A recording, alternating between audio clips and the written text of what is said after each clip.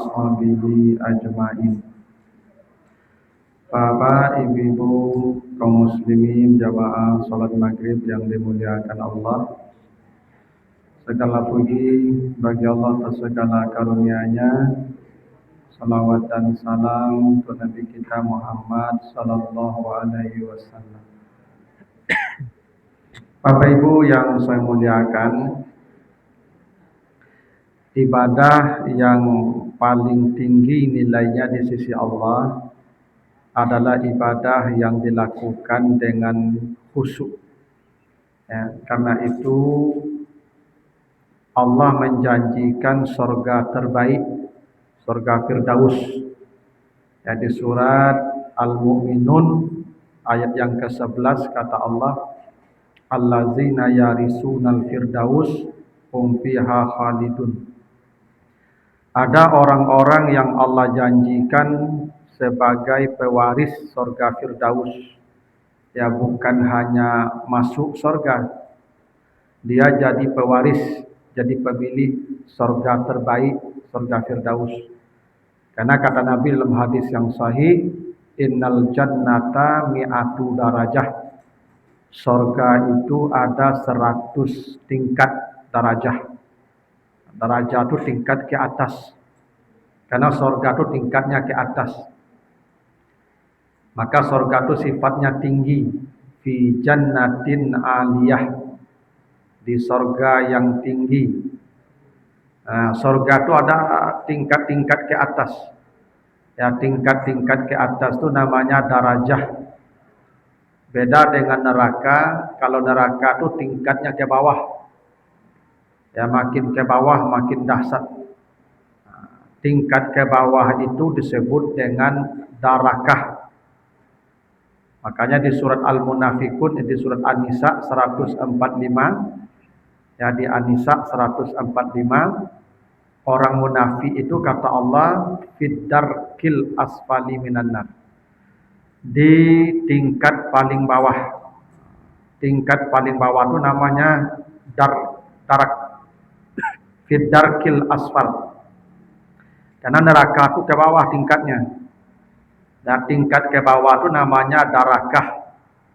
Paling bawah itu paling dahsyat. Ya, karena api begitu. Yang di dasar itu paling dahsyat. Beda dengan surga. Surga itu tingkatnya ke atas. Tingkat ke atas itu namanya darajah. Jadi kata Nabi, surga itu ada 100 darajah. Dari 100 derajat itu, dari satu derajat ke derajat kedua, dari satu tingkat ke tingkat kedua, kata Nabi masih rata khamsimi'ati am, jarak tempuh perjalanan 500 tahun. Itu jarak dari satu surga ke surga dua. Jarak tempuh 500 tahun. A'laha Firdaus, dari 100 tingkat itu, yang paling tinggi itu Firdaus. Itu yang paling mewah. Nah, jadi bersyukurlah ibu-ibu yang dapat suami Firdaus. Nah, itu surganya paling tinggi itu. Ya kalau tidak dapat Firdaus ya yang ada aja lah. Karena Firdaus kan tidak banyak. Makanya surga itu bahasa Inggrisnya paradise ya, paradise. Paradise itu dari kata Firdaus, surga yang paling tinggi, yang paling puncak. Nah, siapa yang Allah janjikan pewaris surga Firdaus itu? Kata Allah dalam surat Al-Mu'minun tadi ayat 1-2-nya, qad aflahal mu'minun, sungguh beruntunglah orang beriman. Siapa mereka? Allazina hum fi salatihim khashi'un, mereka yang dalam salat khusyuk. Itu kan buktinya khusyuk itu ibadah terbaik. Level ibadah yang paling tinggi itu kalau dia mencapai khusyuk. Sehingga kalau dia khusyuk di akhirat surganya pun paling tinggi pula. Gitu. Itu hebatnya khusyuk tuh, Ibu. Nah, bahkan Bapak Ibu, khusyuk itu bukan hanya untuk akhirat. Orang kalau khusyuk salat di dunia ini pintanya pun tidak akan dibatasi Allah. Coba nanti Bapak Ibu baca surat Al-Anbiya 90. Di surat Al-Anbiya ayat 90 itu diceritakan Allah menjawab doa Nabi Zakaria. Dia minta anak. Allah jawab doanya bahwa istrinya hamil.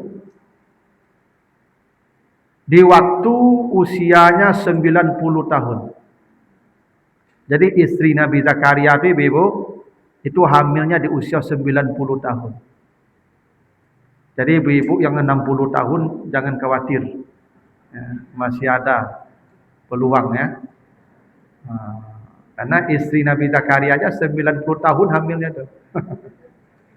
Itu kenapa berita kehamilan istri Nabi Zakaria ini ditaruh di ayat 90 surat Al-Anbiya. Kenapa di ayat 90 diletakkan Allah? Karena hamilnya di usia itu, usia 90.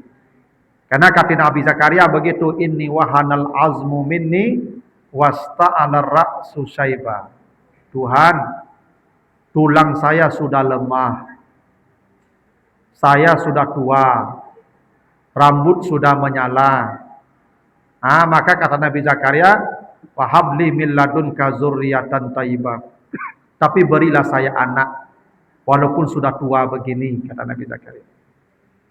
Nah, pertanyaannya, kenapa istri Nabi Zakaria itu hamil di usia 90? Kenapa doa Nabi Zakaria dijawab, dia dapat anak Nabi Yahya? Di akhir ayat 90 itu surat Al-Anbiya, wa kanu lana khashi'in. Karena Nabi Zakaria dan istrinya selalu khusyuk dalam salatnya. Itu jawabannya. Itu mustahil Bapak Ibu tuh, orang tua bangka bisa hamil tuh. Mustahil tuh, secara hukum alamnya tidak mungkin itu.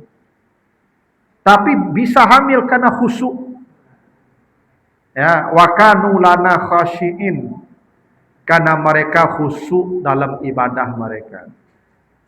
Ya, jadi bisa jadi Bapak Ibu, mohon maaf kalau ada kita yang kesulitan dapat keturunan, mungkin salat kita belum khusyuk.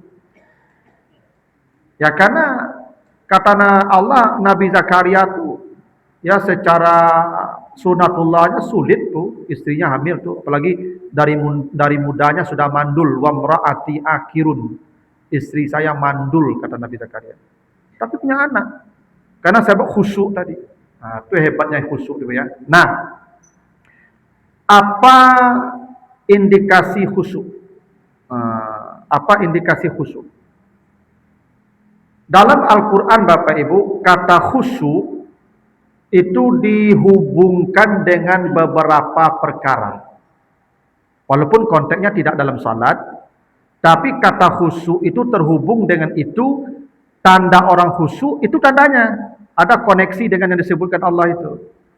Pertama di surat Al-Ghasyiyah ayat 2. Di Al-Ghasyiyah ayat 2. Kata Allah, wujuhu yauma izin khasyi'ah. Wajah di hari itu khusyuk. Maksud khusyuk tunduk. Ini maksudnya hari kiamat nih. Nanti di hari kiamat setelah dibangkitkan manusia, tidak ada wajah yang begini. Tidak ada. Semua wajah begini. Wajah tertunduk itu bahasa Arabnya khasyi'ah. Wujuhui yauma izin khasyi'ah. Wajah yang tunduk begini, itu namanya khusyuk. Jadi kalau begitu orang khusyuk tandanya wajahnya tunduk. Itu khusyuk. Jadi kalau ada orang salat mendongak, pasti tidak khusyuk. Makanya kata Nabi, kalau ada orang salat matanya wajahnya mendongak ke atas, maka setan telah merampok salatnya. Karena pasti tidak khusyuk. Karena kata khusyuk itu dihubungkan dengan wajah yang tertunduk. Itu makanya Bapak Ibu kalau salat, tundukkan wajah kita ke tempat sujud kita. Jangan kemana-mana, lagi muter-muter begini. Tidak khusyuk, pasti tidak khusyuk. Satu ya. Indikasi orang khusyuk, wajahnya tertunduk, wujuhu yauma izin khashi'ah. Yang kedua, kata khusyuk dihubungkan dengan suara. Nanti baca surat Thaha 108. Surat Thaha 108.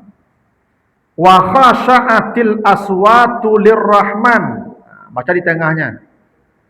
Ini nanti di hari berbangkit nih, suara di hari itu nyaris tak terdengar ketika menghadap Tuhan. Ini maksudnya hari berbangkit. Jadi di hari berbangkit kita datang menemui panggilan Allah itu tidak bersuara. Tidak bersuara itu bahasa Arabnya khasha'atil aswat. Aswat itu suara. Khusyuk itu nyaris tak terdengar. Tidak ada suara. Kecuali hanya bunyi kaki saja, kata Allah. La tasma'u illa hamsa. Bunyi kaki aja. Jadi orang yang khusyuk salat itu tidak ada suara. Senyap. Jadi kalau ada keributan, tidak khusyuk. Tidak khusyuk. Khusyuk itu tidak ada suara. Yang ada hanya kalau kita jalan, bunyi kaki aja. Nah, itu dulu nanti di akhirat begitu. Itu makanya kalau salat itu, yang paling khusyuk itu tengah malam. Inna nasyi'atal laili hiya asyaddu wat'an wa aqwamu qila. Salat di tengah malam itu paling menusuk ke hati kita khusyuk. Kenapa? Karena tidak ada suara. Itu makanya saya sering sampaikan tuh anak bapak ibu. Ini kalau salat kita berjamaah ini tolong anak-anak tuh diatur dulu. Ya. Karena kalau bapak ibu anak-anak kita ribut di belakang tuh pasti kita tidak khusyuk salatnya. Tidak khusyuk. Ya. Itu makanya ada sahabat ketika salat zuhur nih. Zuhur kan sir tuh. Ada sahabat yang di belakang baca surat Sabihisma. Sabihisma. Itu Nabi tegur tuh. Setelah selesai salam, Nabi balik ke belakang. Siapa tadi yang baca Sabihisma di belakang saya? Sahabat ngangkat tangan, saya ya Rasulullah. Tapi saya ingin dapat kebaikan dari Allah. Kata Nabi, engkau bermaksiat. Karena mengganggu kekhusyukan orang di sampingmu. Ibu kalau begitu orang salat tak awak. Ya Allahu Akbar. Ini macam tu aja ya lillah sebentar. Itu hilang khusyuk tu. Ulun bau nangoknya begitu. Nah. Itu makanya khusyuk itu dihubungkan dengan aswat. Aswat itu suara-suara. Tanda khusyuk hening itu khusyuk. Itu khusyuk. Itu makanya Bapak Ibu kalau di salat misalnya di Masjid Haram itu kan khusyuk terasa tuh. Karena hening, anak suara imam yang kedengaran. Ya. Itu makanya saya ndak merestui, bukan melarang. Ibu-ibu apa-apa bawa cucu ke masjid, ndak saya restui itu. Ya. Ndak khusyuk nanti itu. Dilepaskan cucu itu nyoba lari-lari begitu mah. Kadi gendong cucu tu, cucu hidung tu ekor tu, tak jadi semayang ekor. Tak ada khusyuk ekor tu. Makanya menciptakan suasana tu penting untuk khusyuk.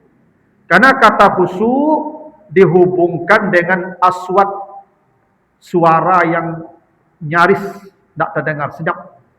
Itu khusyuk. Ya, makanya Bapak Ibu, ya salat tu tak usah bersuara. Tadi seperti tadi kalau salat yang sir, jangan kancang mana lasuinya. Itu mengganggu orang, hilang khusyuk orang itu. Karena suara itu mengganggu konsentrasi kita. Yang ketiga, kata khusyuk dihubungkan dengan gerakan. Nanti baca surat Fussilat 39. Ya, surat Fussilat 39. Wa min ayatihi annaka taral arda khashi'atan. Ada kata khashi'ah di sana. Fa iza anzalna 'alaihal ma' ihtazzat wa rabat. Kata Allah, tanda-tanda kebesaran Allah itu, bumi itu hening. Tidak ada gerakan, bumi itu hening. Dia diam. Tapi ketika turun hujan, bumi itu bergerak. Karena biji-bijian yang di bawah tanah itu pecah dan menembus, membelah tanah.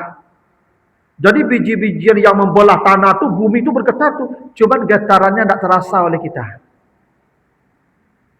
Bumi yang diam, tidak ada gerakan, namanya khasyi'ah. Al-arda taral arda khasyi'ah. Engkau lihat bumi itu tidak ada gerakan. Kapan bumi itu bergerak? Ketika turun hujan. Hujan turun, pecah itu bijian di bawah tanah itu, maka bumi dibelah. Maka bumi bergerak sebenarnya. Jadi setelah hujan turun itu bumi bergerak tuh, cuman gerakannya tidak besar, tidak seperti gempa. Kata Allah, ihtazzat, bergetar. Jadi tanda khusyuk itu lawannya gerak. Maka orang yang khusyuk tidak melakukan gerakan yang di luar gerakan salat. Nah, itu khusyuk tuh. Orang khusyuk itu tidak banyak gerakan. Ibu, alhamdulillah. Jazakallah khair. Ya konsisten deh gua. Istiqamah. Ya, asal istiqamah mati murah.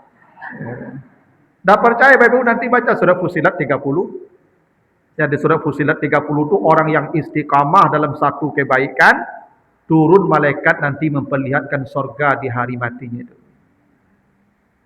Aku rugi ibu yang tak satu.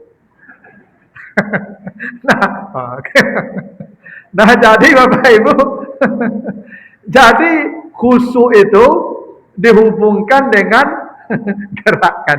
Jadi ginilah. Di Al-Qadar kan Ustaz kan banyak kuah. Ibu datanglah, ambo Ustaz Sopenadi, konsisten. Ambo Ustaz Fulan ya, gantianlah. Konsisten lo kuah, ambo Ustaz Fulan ya tu. Tungguilah mati, ibu lebih roka mati lah. InsyaAllah matinya lunak, lembut Allah sebut begitu ya.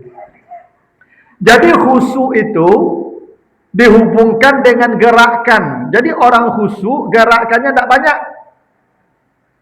Makanya Nabi pada lewat di depan sahabat yang salat. Ada sahabat sedang salat, Nabi lewat dekat dia. Dia megang-megang jenggot. Kata Nabi kepada sahabat yang lain itu yang tak salat, iyaksha taksha yadah. Kalau orang ini khusyuk, tangannya pasti khusyuk. Karena masjid-masjid jangkui tidak ada rukun salat. Ada orang Bapak Ibu mulai salat, begitu takbir ihram Allahu Akbar, gata sebadannya sadonya Ibu. Ada orang begitu tuh, gata sesadonya. Lah sudah assalamualaikum, dah ada gata le. Itu hebatnya setan tuh Ibu ya. Perhatikan Ibu tuh, asal salat, macam-macam nama garut itu. Allah sudah sembahyang dah ada garutnya le. Itulah hebatnya setan tuh Ibu. Karena khusyuk itu ibadah yang paling bermutu. Maka khusyuk itu tandanya gerakannya tidak banyak.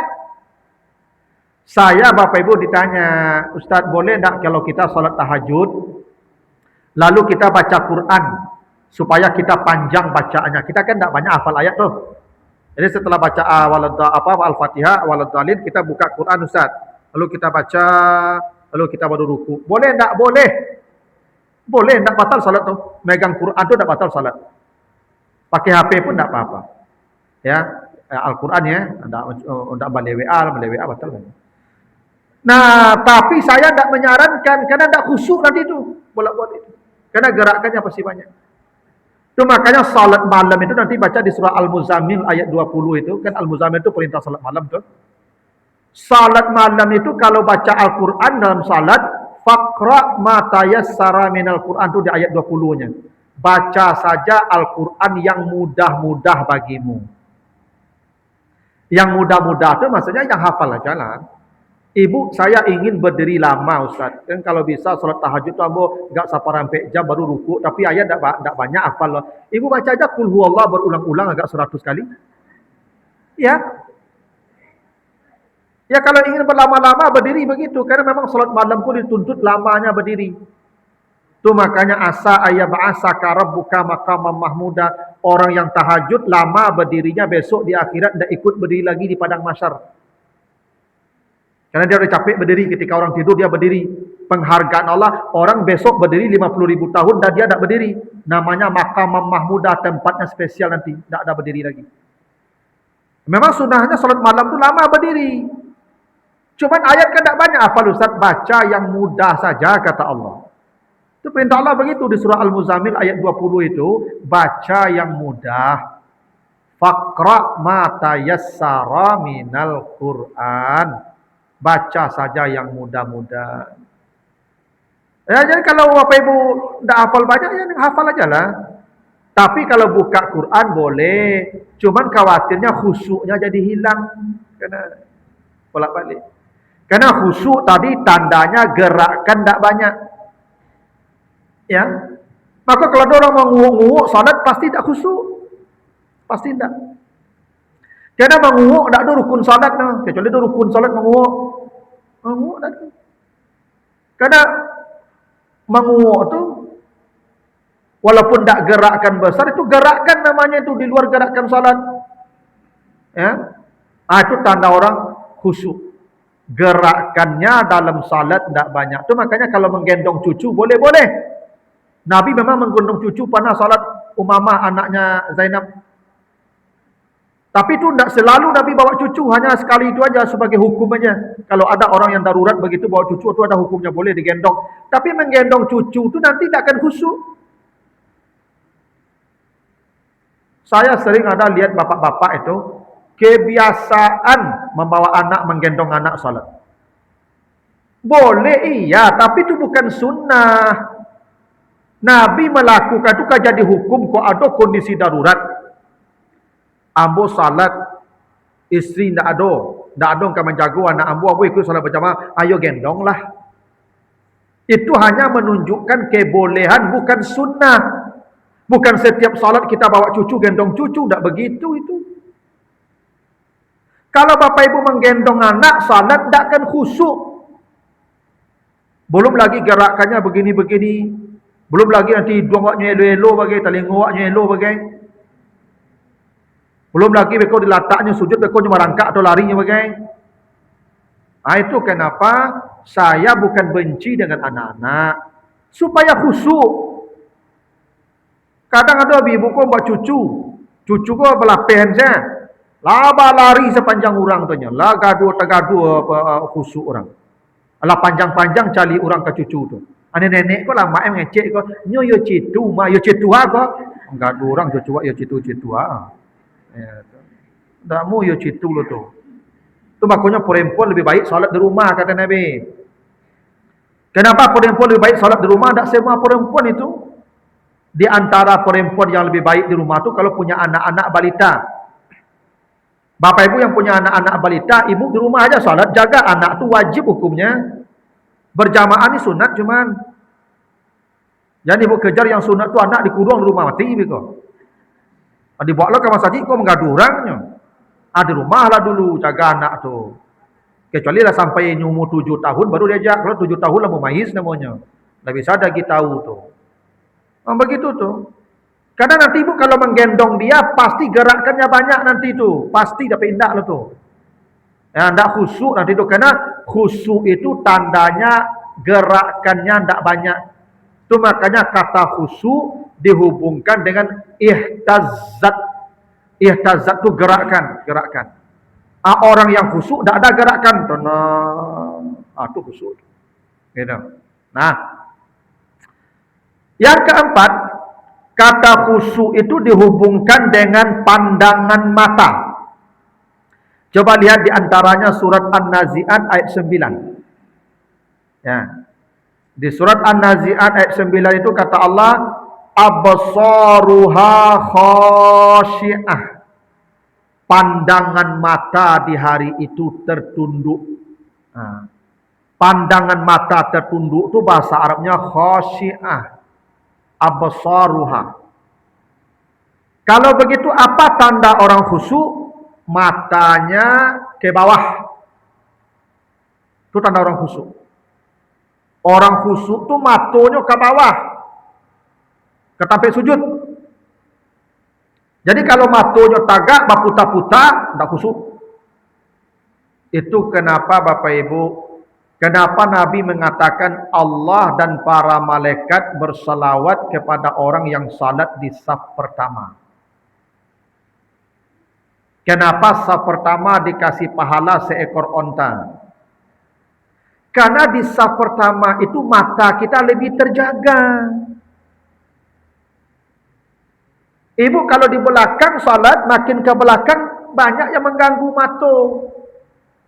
Ya. Ibu salat di belakang, nampak mukena kawan lalu su. Lah hitam-hitam mukena. Ibu dalam hati ibu lah talintenya tu mah. Oto, rancak, rumah, rancak, mukena, medeko di bawah. Dunia seibu. Ala hilang jauh khusuk ibu dah. Dia nampak di mata lah. Itu. Karena mata kok kalau dibungkus apa ibu? Tembok yang nampaknya.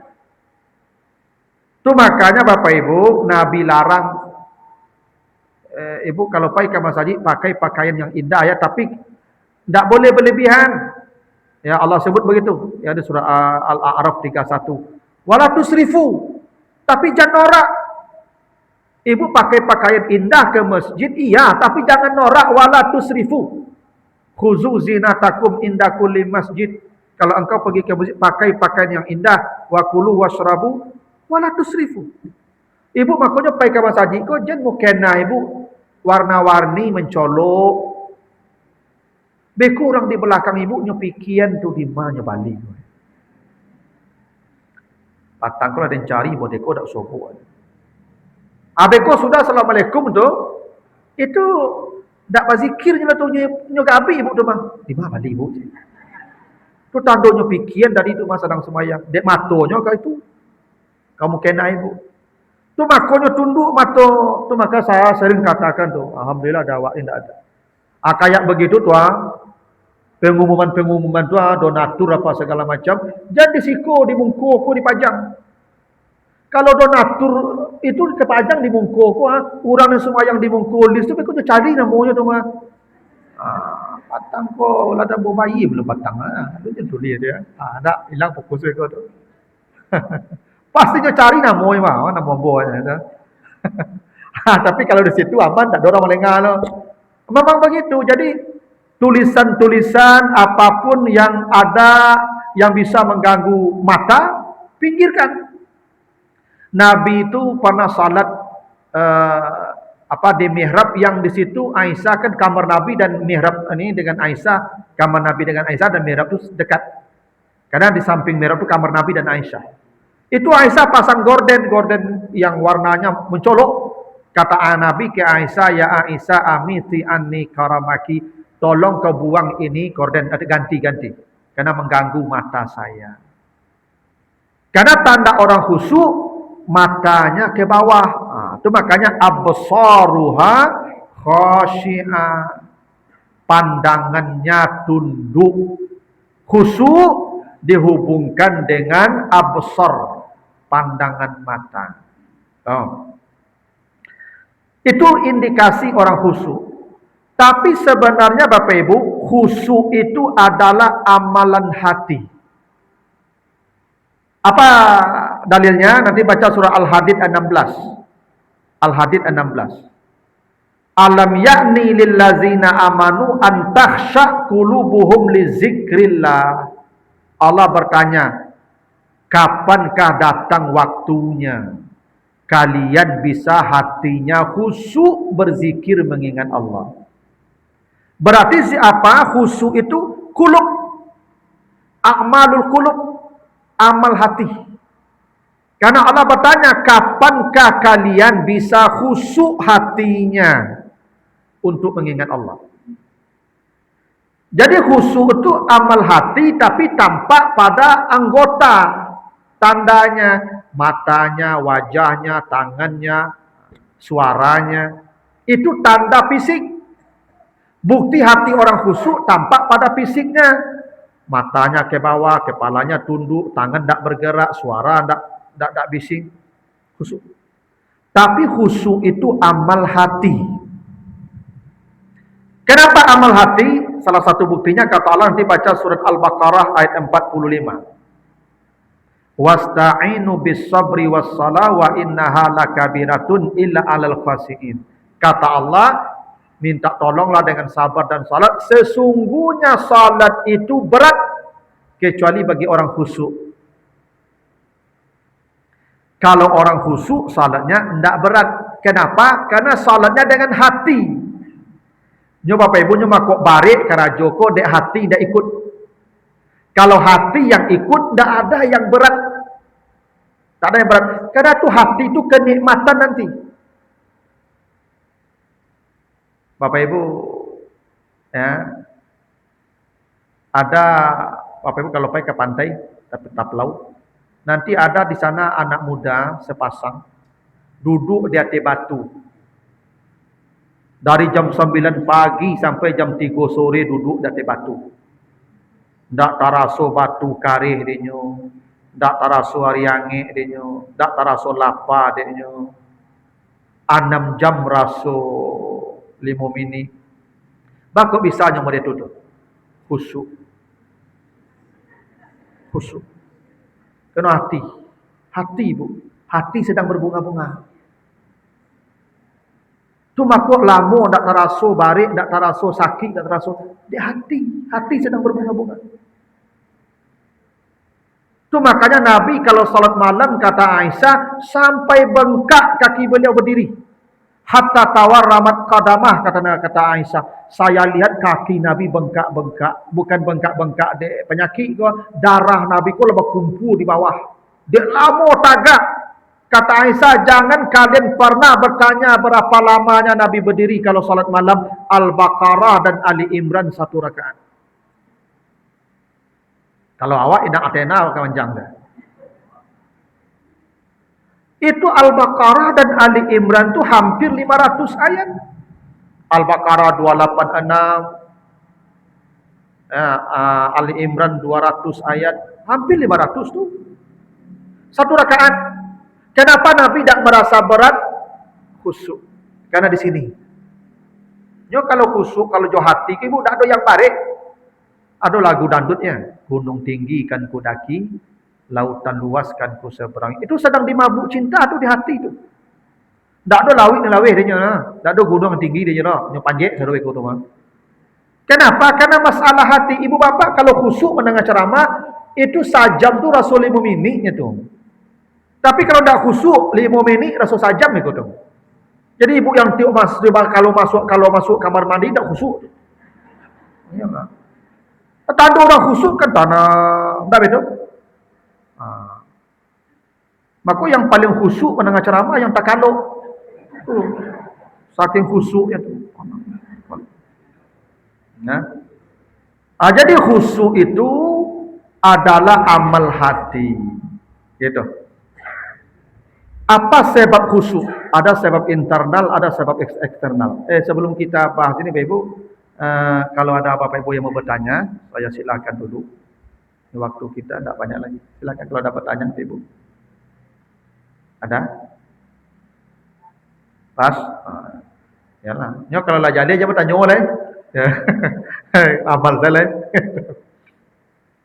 Nah, jadi khusyuk itu amal hati. Nah, cuma kok hati ku Ibu ya perlu diarahkan dulu sebelum salat. Nah, apa sebab orang khusyuk? Ada 2 sebabnya. Ada sebab internal, ada sebab eksternal. Sebab internal yang bersangkutan itu, maksudnya dari diri yang bersangkutan, itu disebutkan di Al-Baqarah 45.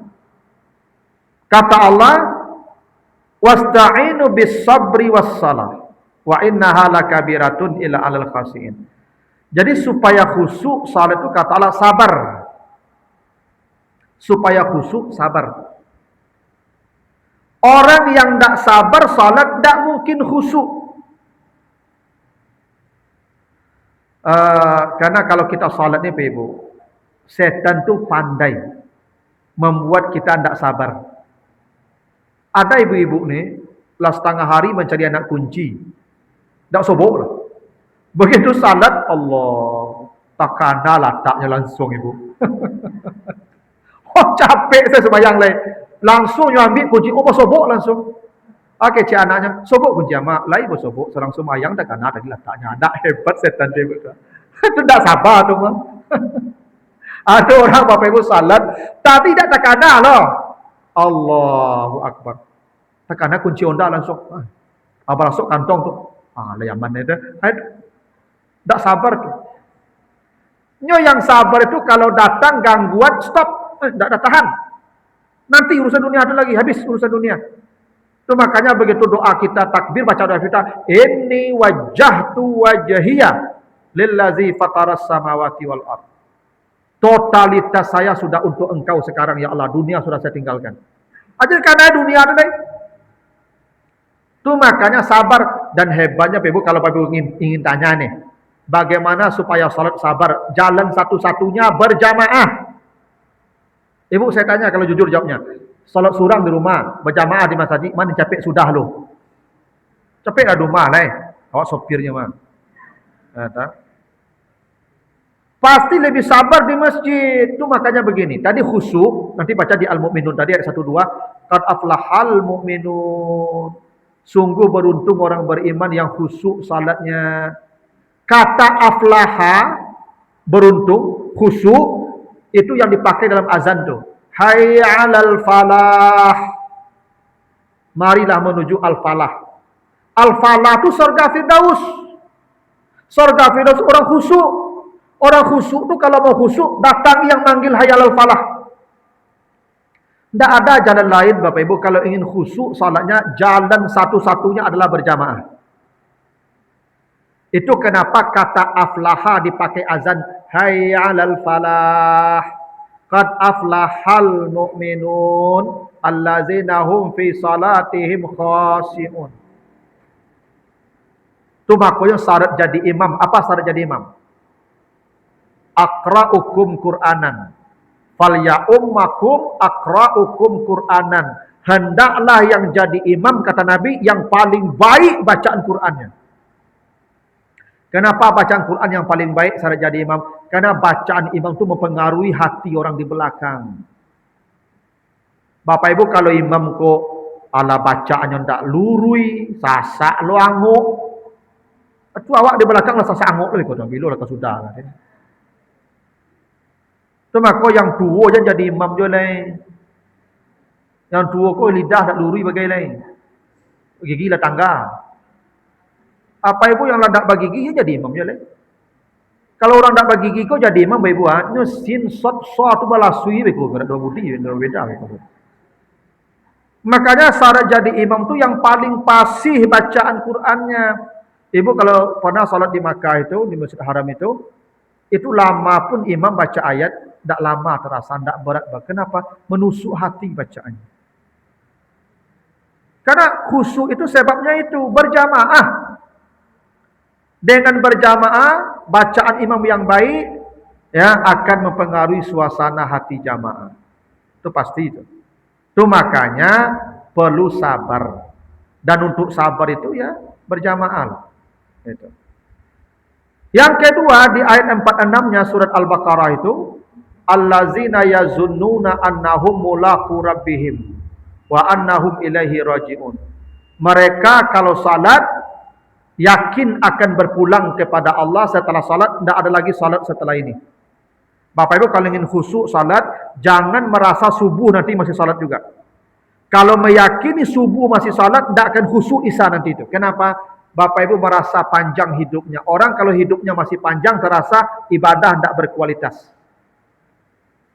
Orang yang ibadahnya berkualitas kalau hidup sudah terasa pendek, mati sudah di depan mata. Itu nanti berkualitas.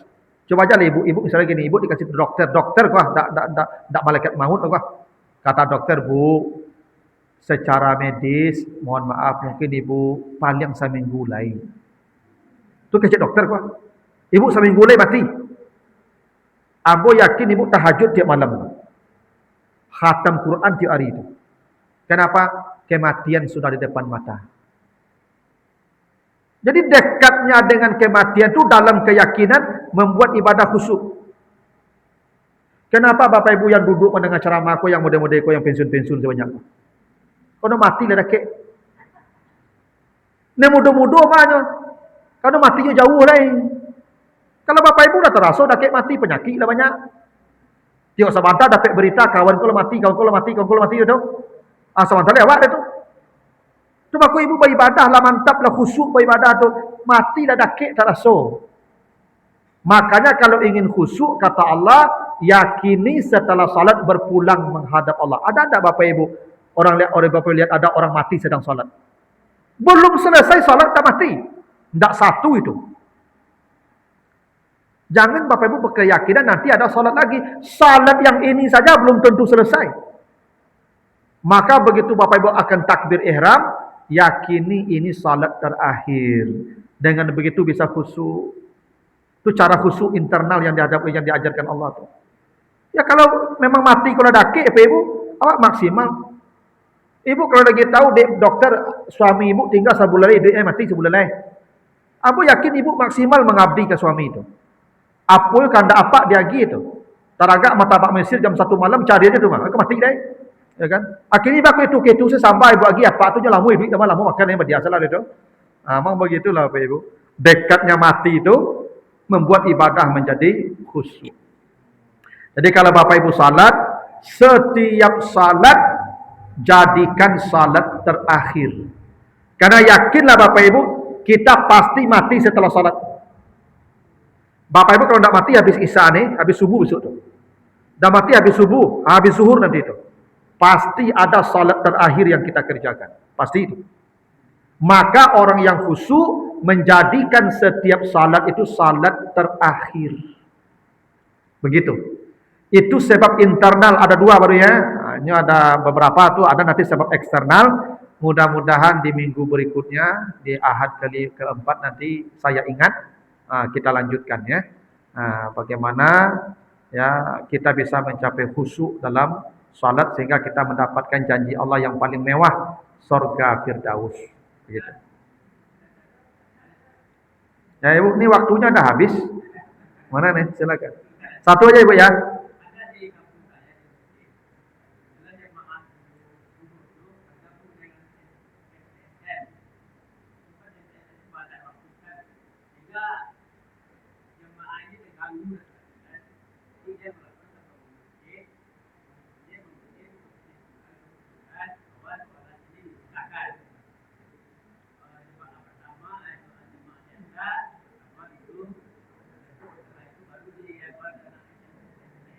Ya. Tidak apa-apa. Jadi supaya khusyuk dibagi dua shift. Yang bapak-bapak jamaah tetap salat dulu. Setelah itu baru anak-anak sekolah tu. Kalau anak-anak sekolah tu heboh. Kalau bercampurnya heboh. Mereka kan konteksnya masih belajar. Udah dipisah tidak apa-apa. Tapi kalau bisa juga dipisahnya bukan dah salatnya, berdirinya. Anak-anak orang tua, anak-anak orang tua, anak-anak orang tua. Kalau banyak udah nanti aja lah. Ya karena khusyuk itu terkait dengan suasana. Kalau ribut tidak akan khusyuk. Ya toh? Boleh Pak, tidak apa-apa. Silakan Ibu.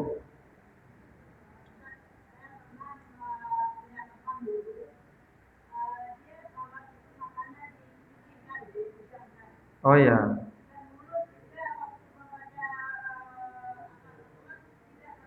Iya. Tadi khusyuk mata bukan dipicingkan, mata ke bawah. Tak dipicing. Nabi melarang salat memejamkan mata. Itu maka kata Nabi, kalau engkau salat lewat dua yang hitam, ular dan kalajengking, bunuh. Itu setan yang lewat. Mereka ibu picing mata ibu salat.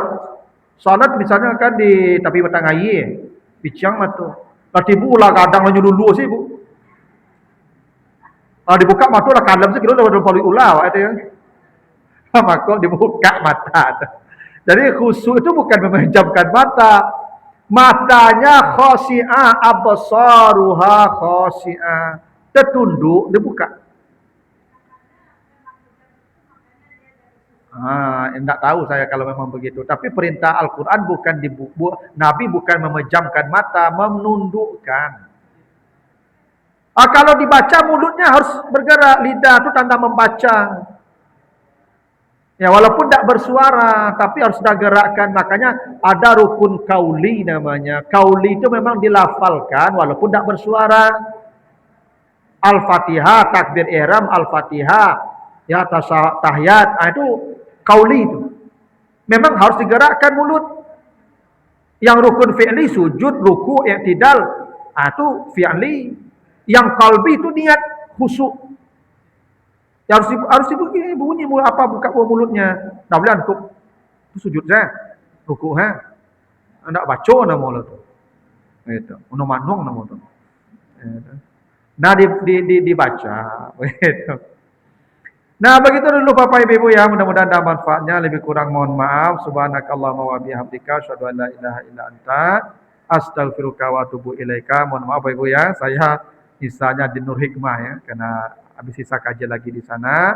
Assalamualaikum warahmatullahi wabarakatuh.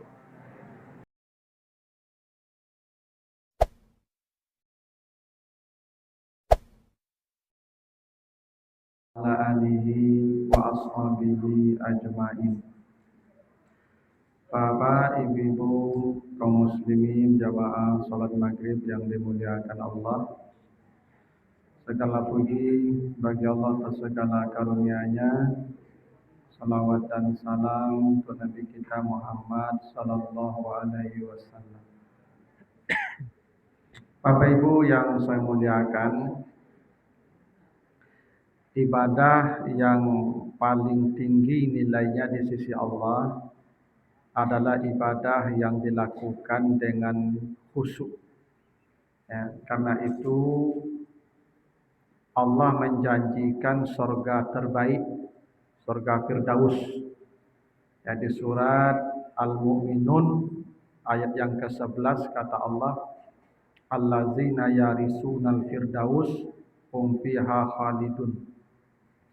Ada orang-orang yang Allah janjikan sebagai pewaris surga Firdaus. Ya bukan hanya masuk surga, dia jadi pewaris, jadi pemilih surga terbaik, surga Firdaus. Karena kata Nabi dalam hadis yang sahih, innal jannata mi'atu darajah.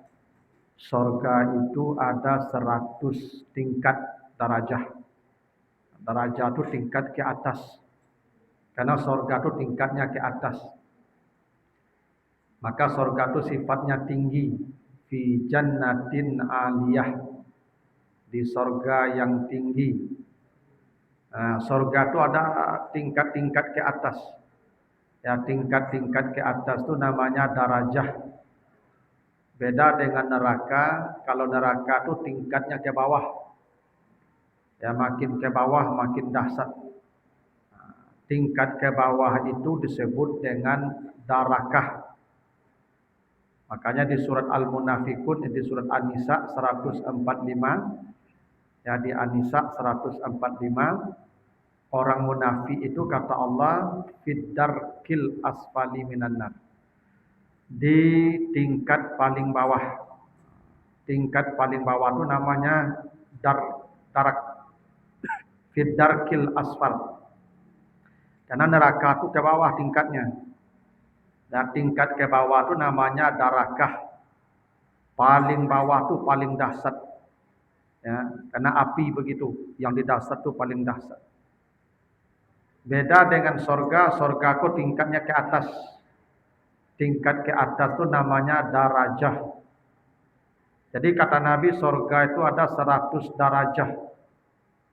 Dari 100 derajat itu, dari satu derajat ke derajat kedua, dari satu tingkat ke tingkat kedua, kata Nabi masih rata khamsimi'ati am, jarak tempuh perjalanan 500 tahun. Itu jarak dari satu surga ke surga dua. Jarak tempuh 500 tahun. A'laha Firdaus, dari 100 tingkat itu, yang paling tinggi itu Firdaus. Itu yang paling mewah. Nah, jadi bersyukurlah ibu-ibu yang dapat suami Firdaus. Nah, itu surganya paling tinggi itu. Ya kalau tidak dapat Firdaus ya yang ada aja lah. Karena Firdaus kan tidak banyak.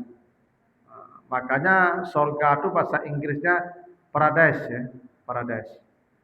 Paradise itu dari kata Firdaus, surga yang paling tinggi, yang paling puncak. Nah, siapa yang Allah janjikan pewaris surga Firdaus itu? Kata Allah dalam surat Al-Mu'minun tadi ayat 1-2-nya, qad aflahal mu'minun, sungguh beruntunglah orang beriman. Siapa mereka? Allazina hum fi salatihim khashi'un. Mereka yang dalam salat khusyuk. Itu kan buktinya khusyuk itu ibadah terbaik. Level ibadah yang paling tinggi itu kalau dia mencapai khusyuk.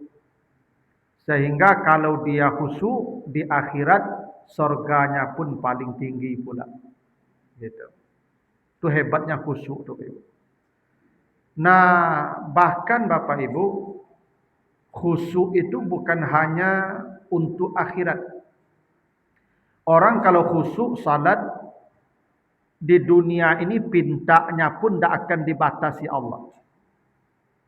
Coba nanti Bapak Ibu baca surat Al-Anbiya 90. Di surat Al-Anbiya ayat 90 itu diceritakan Allah menjawab doa Nabi Zakaria.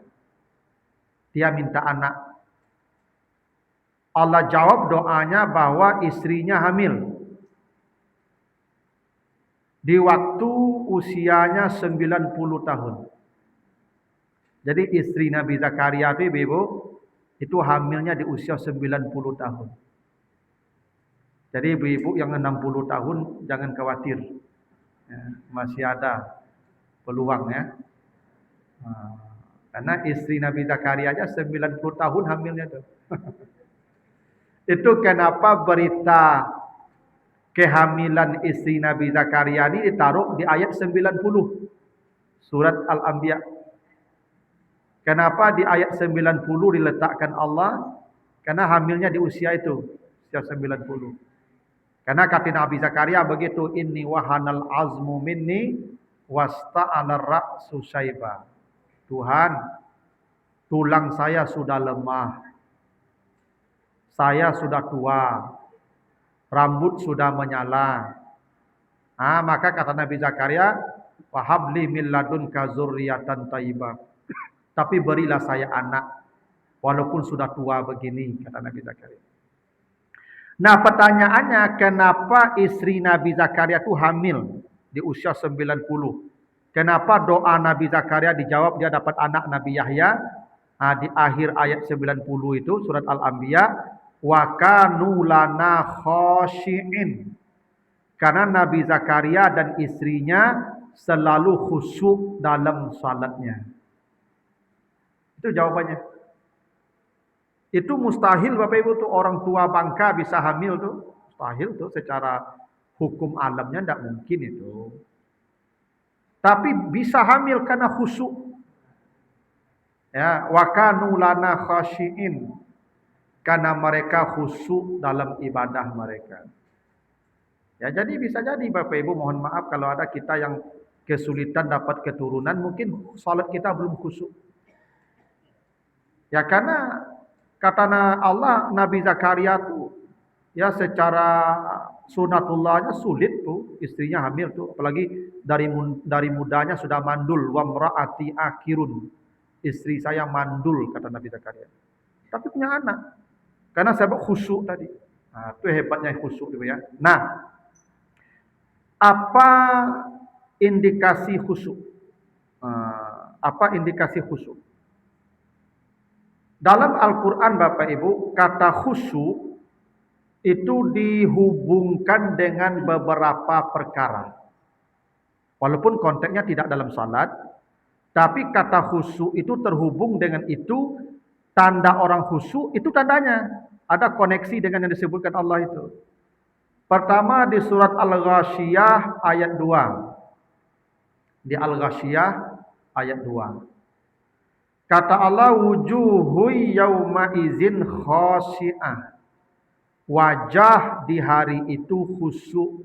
Maksud khusyuk tunduk. Ini maksudnya hari kiamat nih. Nanti di hari kiamat setelah dibangkitkan manusia, Tidak ada wajah yang begini. Tidak ada. Semua wajah begini. Wajah tertunduk tu bahasa Arabnya khasyi'ah. Wujuhui yauma izin khasyi'ah. Wajah yang tunduk begini, itu namanya khusyuk. Jadi kalau begitu orang khusyuk tandanya wajahnya tunduk. Itu khusyuk. Jadi kalau ada orang salat mendongak, pasti tidak khusyuk. Makanya kata Nabi, kalau ada orang salat matanya wajahnya mendongak ke atas, maka setan telah merampok salatnya. Karena pasti tidak khusyuk. Karena kata khusyuk itu dihubungkan dengan wajah yang tertunduk. Itu makanya Bapak Ibu kalau salat, tundukkan wajah kita ke tempat sujud kita. Jangan ke mana-mana, lagi muter-muter begini. Tidak khusyuk, pasti tidak khusyuk. Satu ya, indikasi orang khusyuk, wajahnya tertunduk, wujuhu yauma izin khasyi'ah. Yang kedua, kata khusyuk dihubungkan dengan suara. Nanti baca surat Thaha 108. Surat Thaha 108. Wa khasha'atil aswatu lirrahman. Baca di tengahnya. Ini nanti di hari berbangkit nih. Suara di hari itu nyaris tak terdengar ketika menghadap Tuhan. Ini maksudnya hari berbangkit. Jadi di hari berbangkit kita datang menemui panggilan Allah itu tidak bersuara. Tidak bersuara itu bahasa Arabnya khasha'atil aswat. Aswat itu suara. Khusyuk itu nyaris tak terdengar. Tidak ada suara. Kecuali hanya bunyi kaki saja kata Allah. La tasma'u illa hamsa. Bunyi kaki aja. Jadi orang yang khusyuk salat itu tidak ada suara. Senyap. Jadi kalau ada keributan, tidak khusyuk. Tidak khusyuk. Khusyuk itu tidak ada suara. Yang ada hanya kalau kita jalan, bunyi kaki aja. Itu dulu nanti di akhirat begitu.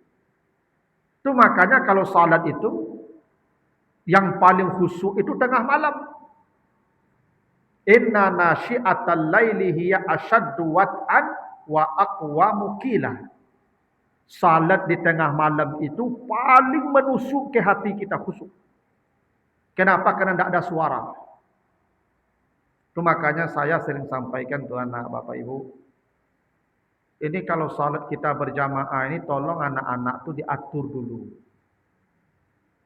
Ya. Karena kalau Bapak Ibu anak-anak kita ribut di belakang tuh pasti kita tidak khusyuk salatnya. Tidak khusyuk.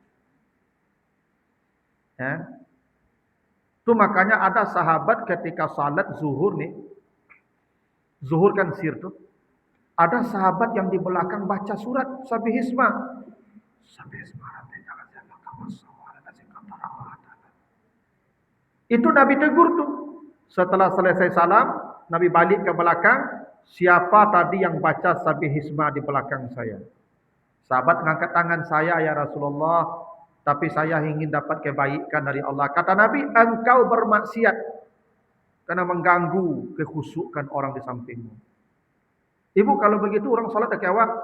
Ya Allahu Akbar. Ini macam tu aja ya lillah. Itu hilang khusyuk tu. Ulun bau nangoknya begitu. Nah. Itu makanya khusyuk itu dihubungkan dengan aswat. Aswat itu suara-suara. Tanda khusyuk hening itu khusyuk. Itu khusyuk. Itu makanya Bapak Ibu kalau salat misalnya di Masjid Haram itu kan khusyuk terasa tuh. Karena hening, suara imam yang kedengaran. Ya. Itu makanya saya tidak merestui, bukan melarang. Ibu-ibu apa-apa bawa cucu ke masjid, tidak saya restui itu. Ya. Tidak khusyuk nanti itu. Dilepaskan cucu itu nyoba lari-lari begitu teman. Kadi gendong cucu tu, cucu hidung tu begitu teman. Jadi semayang. Tak ada khusyuk itu. Makanya menciptakan suasana itu penting untuk khusyuk. Karena kata khusyuk dihubungkan dengan aswat, suara yang nyaris tidak terdengar, senyap. Itu khusyuk. Ya. Makanya Bapak Ibu, ya salat itu tidak usah bersuara. Tadi seperti tadi kalau salat yang sir, jangan kancang mana lasuinya. Itu mengganggu orang, hilang khusyuk orang itu. Karena suara itu mengganggu konsentrasi kita. Yang ketiga, kata khusyuk dihubungkan dengan gerakan. Nanti baca surat Fussilat 39. Ya, surat Fussilat 39. Wa min ayatihi annaka taral arda khashi'atan. Ada kata khashi'ah di sana. Fa iza anzalna 'alaihal ma ihtazzat warabat. Kata Allah, tanda-tanda kebesaran Allah itu, bumi itu hening. Tidak ada gerakan, bumi itu hening. Diam. Tapi ketika turun hujan, bumi itu bergetar, bergerak. Karena biji-bijian yang di bawah tanah itu pecah dan menembus, membelah tanah. Jadi biji-bijian yang membelah tanah itu, bumi itu bergetar tuh. Cuman getarannya tidak terasa oleh kita. Bumi yang diam, tidak ada gerakan, namanya khasyi'ah. Al-arda taral arda khasyi'ah. Engkau lihat bumi itu tidak ada gerakan. Kapan bumi itu bergerak? Ketika turun hujan. Hujan turun, pecah itu bijian di bawah tanah itu, maka bumi dibelah. Maka bumi bergerak sebenarnya. Jadi setelah hujan turun itu bumi bergerak tuh, cuman gerakannya tidak besar, tidak seperti gempa. Kata Allah, ihtazzat, bergetar. Jadi tanda khusyuk itu lawannya gerak. Maka orang yang khusyuk tidak melakukan gerakan yang di luar gerakan salat. Itu khusyuk. Orang khusyuk itu tidak banyak gerakan. Alhamdulillah. Jazakallah khair. Ya konsisten deh gua. Istiqamah. Ya, asal istiqamah mati murah. Tidak percaya Bapak Ibu, nanti baca surat Fussilat 30. Ya, di surat Fussilat 30 itu orang yang istiqamah dalam satu kebaikan, turun malaikat nanti memperlihatkan surga di hari matinya itu. Aku rugi ibu yang tak satu. Nah, jadi Bapak Ibu, jadi khusyuk itu dihubungkan dengan gerakan. Jadi ginilah. Di Al-Qadar kan Ustaz kan banyak kuah. Ibu datanglah, ambo Ustaz Sopenadi, konsisten. Ambo Ustaz Fulan ya, gantianlah. Konsisten lo kuah, ambo Ustaz Fulan ya tu. Tungguilah mati, ibu lebih roka mati lah. Ya tu. InsyaAllah matinya lunak, lembut Allah sebut begitu ya. Jadi khusyuk itu dihubungkan dengan gerakan. Jadi orang khusyuk gerakannya tidak banyak. Makanya Nabi pernah lewat di depan sahabat yang salat. Ada sahabat sedang salat, Nabi lewat dekat dia. Dia megang-megang jenggot. Kata Nabi kepada sahabat yang lain itu yang tak salat, iyaksha taksha yadah. Kalau orang ini khusyuk, tangannya pasti khusyuk. Karena masjid-masjid jangkui tidak ada rukun salat. Ada orang Bapak Ibu mulai salat, begitu takbir ihram Allahu Akbar, gata saya badan sadonya Ibu. Ada orang begitu tuh, gata saya sadonya. Lah sudah Assalamualaikum, dah ada gata lah. Itu hebatnya setan tuh Ibu ya. Perhatikan Ibu tuh, asal salat macam-macam nama garut itu. Allah sudah sembahyang dah ada garut-garutnya lah. Itulah hebatnya setan tuh Ibu. Karena khusyuk itu ibadah yang paling bermutu. Maka khusyuk itu tandanya gerakannya tidak banyak. Saya Bapak Ibu ditanya, Ustaz boleh tak kalau kita salat tahajud, lalu kita baca Quran, supaya kita panjang bacaannya. Kita kan tidak banyak hafal ayat tuh. Jadi setelah baca Al-Fatihah, Waladhdallin, kita buka Quran Ustaz. Lalu kita baca, lalu kita baru ruku. Boleh tak? Boleh. Boleh, tidak batal salat tu. Megang Quran tu tidak batal salat. Pakai HP pun tidak apa-apa. Ya, Al-Quran ya, tidak balik WA batal. Nah, tapi saya tidak menyarankan karena tidak khusyuk nanti itu bolak-balik itu. Karena gerakannya pasti banyak. Itu makanya salat malam itu nanti baca di surah Al-Muzammil ayat 20 itu, kan Al-Muzammil itu perintah salat malam tuh. Salat malam itu kalau baca Al-Quran dalam salat, faqra ma tayassara minal Quran itu di ayat 20-nya. Baca saja Al-Quran yang mudah-mudah bagimu. Yang mudah-mudah itu maksudnya yang hafal aja lah. Ibu, saya ingin berdiri lama Ustaz. Kan kalau bisa salat tahajud tu ambo enggak sampai sampai jam baru rukuk, tapi ayat enggak banyak hafal lah. Ibu baca aja qul huwallah berulang-ulang agak 100 kali. Ya. Ya kalau ingin berlama-lama berdiri begitu karena memang salat malam pun dituntut lamanya berdiri. Tu makanya asa ayyab'asaka rabbuka maqaman mahmuda. Orang yang tahajud lama berdirinya besok di akhirat tidak ikut berdiri lagi di padang mahsyar. Karena dia sudah capek berdiri, ketika orang tidur dia berdiri. Penghargaan Allah, orang besok berdiri 50.000 tahun dan dia tidak berdiri. Namanya Maqamam Mahmudah, tempatnya spesial nanti. Tidak ada berdiri lagi. Memang sunnahnya salat malam itu lama berdiri. Cuman ayat kan tidak banyak hafal Ustaz. Baca yang mudah saja kata Allah. Itu perintah Allah begitu di surah Al-Muzammil ayat 20 itu. Baca yang mudah. Faqra ma tayassara minal Qur'an. Baca saja yang mudah-mudah. Ya, jadi kalau Bapak Ibu tidak hafal banyak, ya hafal aja lah. Tapi kalau buka Quran boleh. Cuman khawatirnya khusyuknya jadi hilang. Karena bolak-balik. Karena khusyuk tadi tandanya gerakan tidak banyak. Ya. Maka kalau ada orang menguuk-nguuk salat pasti tidak khusyuk. Pasti tidak. Karena menguuk tidak ada rukun salat. Kecuali ada rukun salat menguuk. Menguuk tak ada. Karena menguuk tu walaupun tak gerakan besar, itu gerakan namanya itu di luar gerakan salat. Ya. Itu tanda orang khusyuk. Gerakannya dalam salat tidak banyak. Itu makanya kalau menggendong cucu boleh-boleh. Nabi memang menggendong cucu pada salat Umamah anaknya Zainab.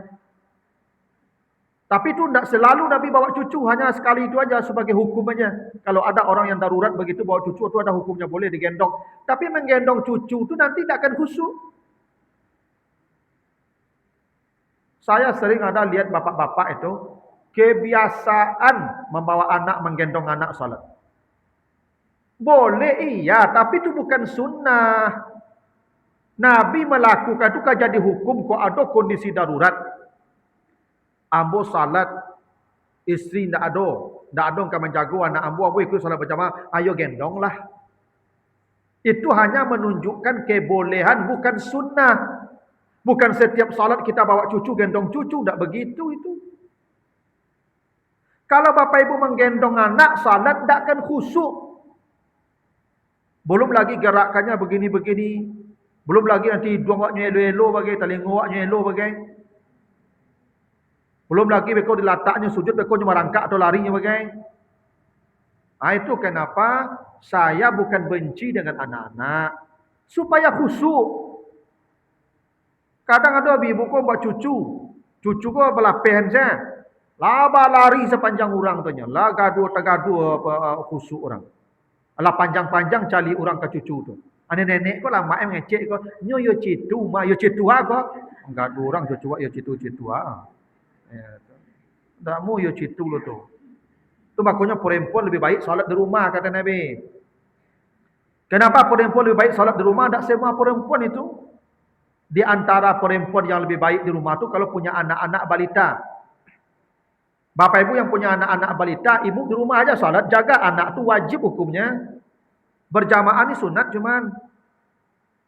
Jangan ibu kejar yang sunat tu anak dikurung di rumah mati begitu. Dibawa ke masjid kau menggaduh orangnya. Di rumah lah dulu jaga anak tu. Kecuali lah sampai umur 7 tahun baru diajak. Kalau 7 tahun lah memais namanya. Tak bisa dah kita tahu tu. Begitu tu. Karena nanti ibu kalau menggendong dia pasti gerakannya banyak nanti tu. Pasti dapat indak lah tu. Ya, tak khusyuk nanti tu. Karena khusyuk itu tandanya gerakannya tak banyak.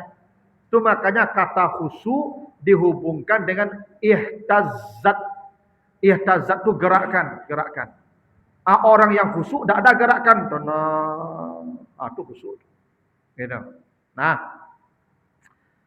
yang keempat, kata khusyuk itu dihubungkan dengan pandangan mata. Coba lihat di antaranya surat An-Nazi'at ayat 9. Ya. Di surat An-Nazi'at ayat 9 itu kata Allah, absaruha khasyi'ah. Pandangan mata di hari itu tertunduk. Pandangan mata tertunduk itu bahasa Arabnya khasyi'ah. Absaruha. Kalau begitu apa tanda orang khusyuk? Matanya ke bawah. Itu tanda orang khusyuk. Orang khusyuk itu matanya ke bawah. Ketampe sujud. Jadi kalau matanya tagak, berputar-putar, tidak khusyuk. Itu kenapa Bapak Ibu, kenapa Nabi mengatakan Allah dan para malaikat bersalawat kepada orang yang salat di saf pertama. Kenapa saf pertama dikasih pahala seekor onta? Karena di saf pertama itu mata kita lebih terjaga. Ibu kalau di belakang salat, makin ke belakang banyak yang mengganggu mata. Ya. Ibu salat di belakang, nampak mukena kawan lalu su. Lah hitam-hitam mukena. Ibu dalam hati ibu lah talintenya tu mah. Foto, rancak, rumah, rancak, mukena, medeko di bawah. Dunia seibu. Ala hilang juga khusyuk ibu dah. Dia nampak di mata ah. Itu. Karena mata kok kalau dibungkus apa ibu? Tembok yang nampaknya. Itu makanya Bapak Ibu, Nabi larang ibu kalau pergi ke masjid pakai pakaian yang indah ya, tapi tidak boleh berlebihan. Ya Allah sebut begitu. Ya di surah Al-A'raf 31. Wala tusrifu. Tapi jangan norak. Ibu pakai pakaian indah ke masjid, iya, tapi jangan norak. Wala tusrifu. Khuzu zinatakum inda kulli masjid. Kalau engkau pergi ke masjid pakai pakaian yang indah, wa kulu washrabu wala tusrifu. Ibu makanya pergi ke masjid kau jangan mukena ibu warna-warni mencolok. Beku orang di belakang ibu nyopikian tu di mana Bali. Patang kalau ada yang cari bodeko dak sobok. Abeko sudah assalamualaikum tu. Itu dak bazikir je lah tu nyogabi ibu tu bang. Di mana Bali ibu? Tu tanda nyopikian dari itu masa sedang semayang. Dek matonya kau itu. Kamu kena ibu. Tu makanya tunduk mata. Tu maka saya sering katakan tu, alhamdulillah dakwah tidak ada. Kayak begitu tu pengumuman-pengumuman tu donatur apa segala macam, jangan disiko, dimungkuku, dipajang. Kalau donatur itu dipajang di mungkuku, orang yang semua yang dimungkul list tu mereka cari namanya tu mah.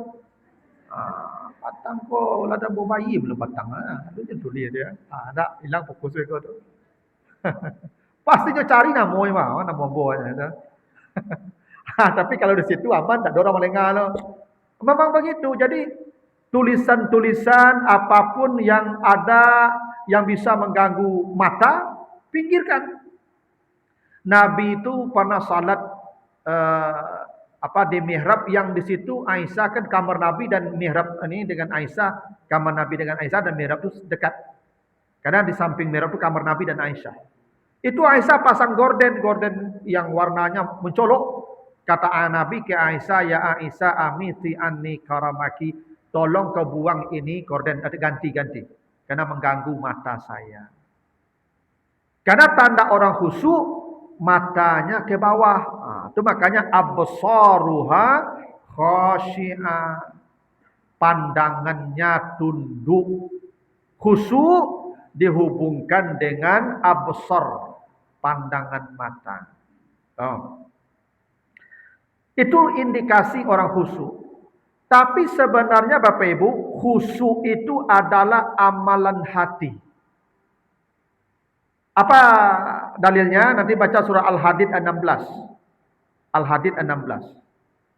Alam yakni lillazina amanu an takhsha qulubuhum li zikrillah. Allah bertanya, kapankah datang waktunya kalian bisa hatinya khusyuk berzikir mengingat Allah? Berarti siapa khusyuk itu? Kulub, a'malul kulub, amal hati. Karena Allah bertanya, kapankah kalian bisa khusyuk hatinya untuk mengingat Allah? Jadi khusyuk itu amal hati tapi tampak pada anggota. Tandanya, matanya, wajahnya, tangannya, suaranya. Itu tanda fisik. Bukti hati orang khusyuk tampak pada fisiknya. Matanya ke bawah, kepalanya tunduk, tangan tidak bergerak, suara tidak bising. Khusyuk. Tapi khusyuk itu amal hati. Kenapa amal hati? Salah satu buktinya kata Allah, nanti baca surat Al-Baqarah ayat 45. Wasta'inu bis-sabri was-salah wa innaha lakabiratun illa 'alal khashiin. Kata Allah, minta tolonglah dengan sabar dan salat. Sesungguhnya salat itu berat kecuali bagi orang khusyuk. Kalau orang khusyuk salatnya tidak berat.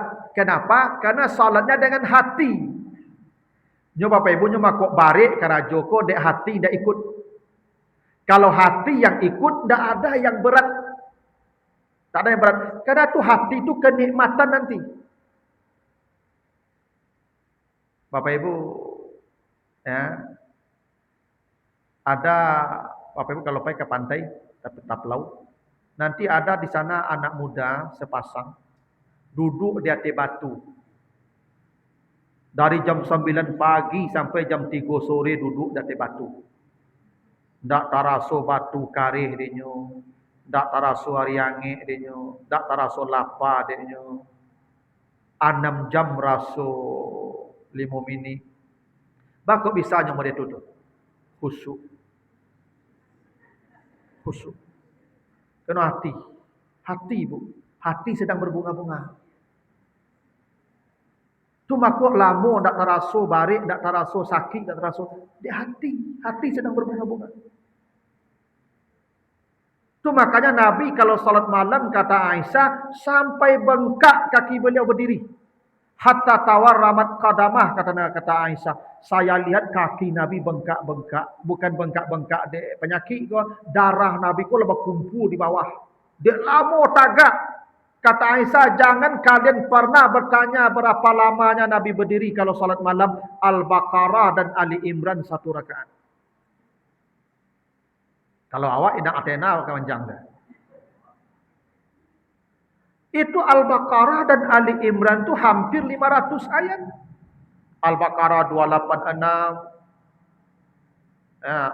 Ali Imran 200 ayat, hampir 500 tuh. 1 rakaat. Kenapa Nabi tidak merasa berat? Khusyuk. Karena di sini. Yo kalau khusyuk, kalau jo hati, ibu tidak ada yang barik. Ada lagu dandutnya. Gunung tinggi kan ku daki, lautan luas kan ku seberang. Itu sedang dimabuk cinta tu di hati tu. Tak ada lawik ni lawih dia nya. Tak ada gunung tinggi dia nya. Nya panjek sarwe ku tu mah. Kenapa? Karena masalah hati. Ibu bapa kalau khusyuk mendengar ceramah, itu sajam tu rasul 5 minitnya tu. Tapi kalau tidak khusyuk 5 minit rasa sajam itu tu. Jadi ibu yang tiup kalau masuk kamar mandi tidak khusyuk. Ya enggak? Tanda orang khusyuk kan tanah, tak betul? Maka yang paling khusyuk mendengar ceramah yang takaluk. Saking khusyuknya tu. Nah. Jadi khusyuk itu adalah amal hati. Gitu. Apa sebab khusyuk? Ada sebab internal, ada sebab eksternal. Sebelum kita bahas ini, Bapak Ibu, kalau ada Bapak Ibu yang mau bertanya, saya silakan dulu. Waktu kita tidak banyak lagi. Silakan kalau ada pertanyaan, Bapak Ibu. Ada? Pas? Yalah. Nyo kalau lah jadi aja bertanya oleh. Amal saya lah. Nah, jadi khusyuk itu amal hati. Cuma kok hati ku Ibu ya perlu diarahkan dulu sebelum salat. Nah, apa sebab orang khusyuk? Ada dua sebabnya. Ada sebab internal, ada sebab eksternal. Sebab internal yang bersangkutan itu, maksudnya dari diri yang bersangkutan, itu disebutkan di Al-Baqarah 45. Kata Allah, "Wasta'inu bis-sabri was-salah, wa innaha lakabiratun illa 'alal khashiyin." Jadi supaya khusyuk salat itu kata Allah sabar. Supaya khusyuk sabar. Orang yang tidak sabar salat tidak mungkin khusyuk.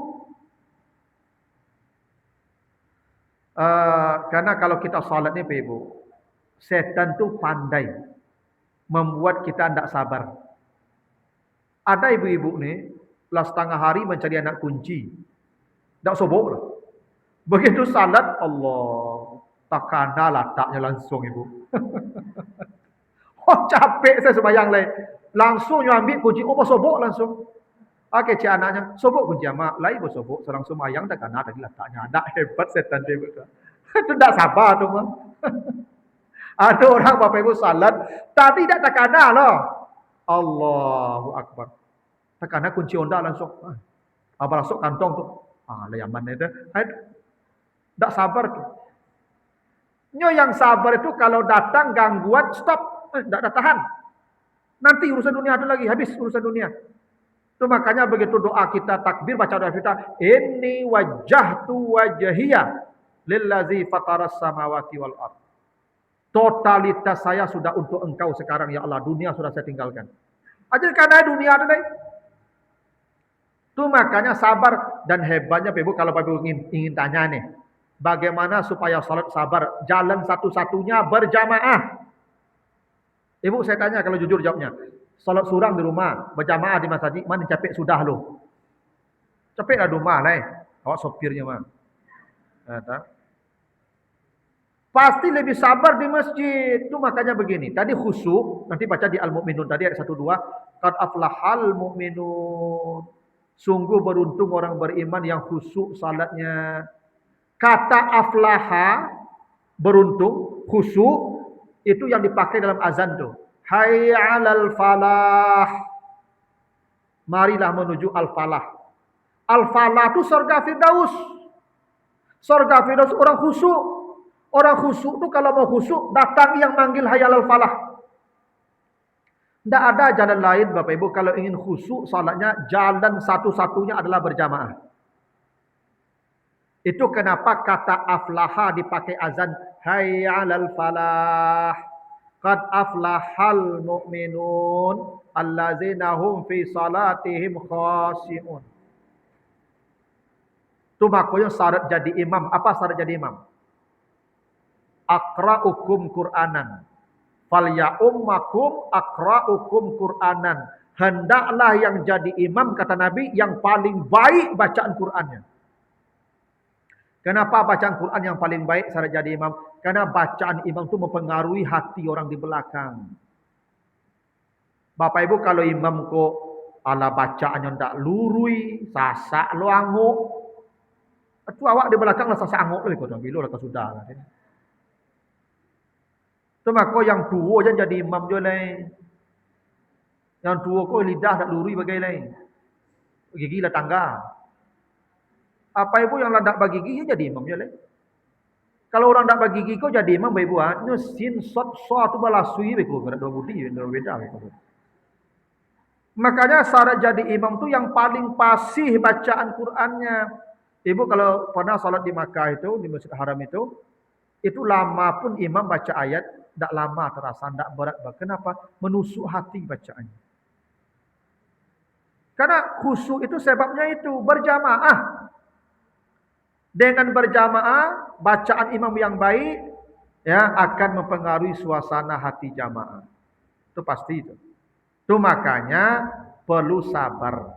Dan untuk sabar itu ya berjamaah. Itu. Yang kedua di ayat 46-nya surat Al-Baqarah itu, allazina yazunnuna annahum mulaqu rabbihim wa annahum ilaihi rajiun. Mereka kalau salat yakin akan berpulang kepada Allah setelah salat, tidak ada lagi salat setelah ini. Bapak Ibu kalau ingin khusyuk salat, jangan merasa subuh nanti masih salat juga. Kalau meyakini subuh masih salat, tidak akan khusyuk isya nanti itu. Kenapa? Bapak Ibu merasa panjang hidupnya. Orang kalau hidupnya masih panjang, terasa ibadah tidak berkualitas. Orang yang ibadahnya berkualitas, kalau hidup sudah terasa pendek, mati sudah di depan mata. Itu nanti berkualitas. Coba aja ibu misalnya gini, ibu dikasih dokter kok, tidak malaikat maut kok. Kata dokter, Bu, secara medis, mohon maaf, mungkin ibu paling seminggu lain. Itu kecek dokter kok. Ibu seminggu lain mati. Ambo yakin ibu tahajud tiap malam. Khatam Quran tiap hari itu. Kenapa? Kematian sudah di depan mata. Jadi dekatnya dengan kematian itu dalam keyakinan membuat ibadah khusyuk. Kenapa Bapak Ibu yang duduk mendengar ceramah aku, yang muda-muda aku, yang pensiun-pensiun sebanyak? Kalau mati lah dekek. Ini muda-muda banyak. Kalau matinya jauh lah. Kalau Bapak Ibu dah terasa dekek mati, penyakit lah banyak. Tiap sebentar dapat berita kawan kau mati, kawan kau mati itu. Sebentar lewat itu. Coba aku ibu beribadah lah, mantap lah, khusyuk beribadah tu. Mati dah dakik tak rasa. Makanya kalau ingin khusyuk, kata Allah, yakini setelah salat berpulang menghadap Allah. Ada tak Bapak Ibu? Orang Bapak lihat ada orang mati sedang salat. Belum selesai salat dah mati. Tak satu itu. Jangan Bapak Ibu berkeyakinan nanti ada salat lagi. Salat yang ini saja belum tentu selesai. Maka begitu Bapak Ibu akan takbir ihram, yakini ini salat terakhir. Dengan begitu bisa khusyuk. Itu cara khusyuk internal yang diajarkan Allah tu. Ya kalau memang mati kalau dakik apa ibu, awak maksimal. Ibu kalau lagi tahu dokter suami ibu tinggal sebulan lagi, mati sebulan lagi. Aku yakin ibu maksimal mengabdi ke suami itu. Apa kanda apa dia gitu. Taragak martabak Mesir jam 1 malam cari aja tu mah, aku mati deh. Ya kan? Akhirnya aku itu sampai ibu lagi apa tu je lama ibu lama makan yang biasalah itu. Memang begitulah Bapak Ibu. Dekatnya mati itu membuat ibadah menjadi khusyuk. Jadi kalau Bapak Ibu salat, setiap salat jadikan salat terakhir. Karena yakinlah Bapak Ibu, kita pasti mati setelah salat. Bapak Ibu kalau tidak mati habis isya nih, habis subuh besok tu. Dah mati habis subuh, habis zuhur nanti itu. Pasti ada salat terakhir yang kita kerjakan. Pasti itu. Maka orang yang khusyuk menjadikan setiap salat itu salat terakhir. Begitu. Itu sebab internal ada dua baru ya. Ini ada beberapa tuh, ada nanti sebab eksternal. Mudah-mudahan di minggu berikutnya, di Ahad keempat nanti saya ingat, kita lanjutkan ya. Bagaimana ya kita bisa mencapai khusyuk dalam salat sehingga kita mendapatkan janji Allah yang paling mewah, surga Firdaus. Begitu. Ya Ibu, ini waktunya dah habis. Mana nih? Silakan. Satu aja Ibu ya.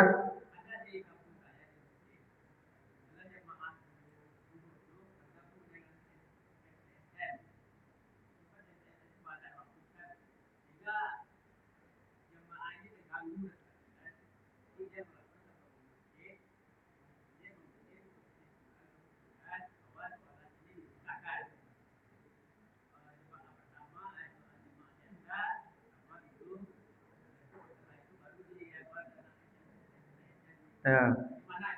Tidak apa-apa. Jadi supaya khusyuk dibagi dua shift. Yang bapak-bapak jamaah tetap salat dulu. Setelah itu baru anak-anak sekolah tu. Kalau anak-anak sekolah tu heboh.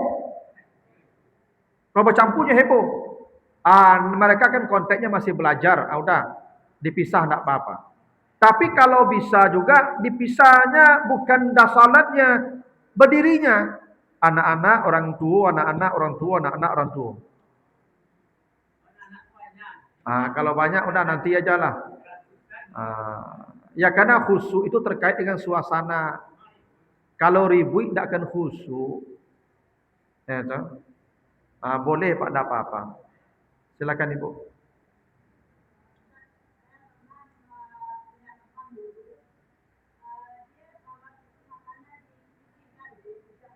Oh ya.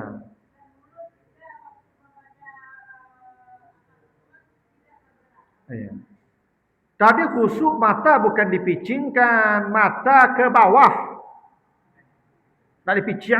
Nabi melarang salat memejamkan mata. Itu maka kata Nabi, kalau engkau salat lewat dua yang hitam, ular dan kalajengking, bunuh. Itu setan yang lewat. Mereka ibu picing mata ibu salat.